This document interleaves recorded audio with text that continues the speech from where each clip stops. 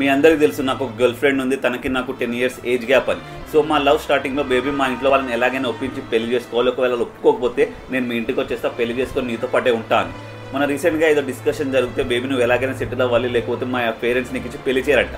ఏంటి నువ్వు సెటిల్ అవ్వకపోతే మా వాళ్ళు నీకు ఎలా ఇచ్చి పెళ్లి చేస్తారు అని అంట.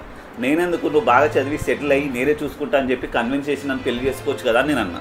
అంతే, దానికి సమాధానం లేదు. కట్ చేస్తే 1.5 months నుంచి ఒక అమ్మాయి నాకు మెసేజ్ చేస్తుంది, హాయ్ అండి ఎలా ఉన్నారు, తిన్నారా, మీరంటే నాకు చాలా ఇష్టం, మిమ్మల్ని పెళ్లి చేసుకోవాలి అని అనుకుంటున్నా అన్నది. కానీ నేను రిప్లై ఇస్తలే, ఎందుకు నాకు గర్ల్ ఫ్రెండ్ ఉంది కదా. సో నేను రిప్లై అస్సలు ఇవ్వట్లేదు. కానీ రెగ్యులర్గా కంటిన్యూస్గా మెసేజ్ చేస్తుంటారే పాపంలే అని చెప్పి అప్పుడప్పుడు రిప్లైస్ ఇస్తూ ఉంటా.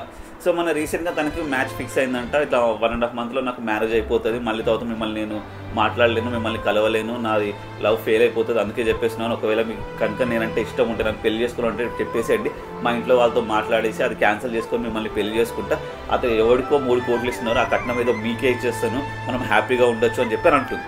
ఇప్పుడు నాకు ఏం చేయాలి, ఏంటి, ఏం అర్థం అవ్వట్లేదు. దీనికి మీ ఒపీనియన్, మీ సజెషన్ ఏంటో కామెంట్ చేయండి.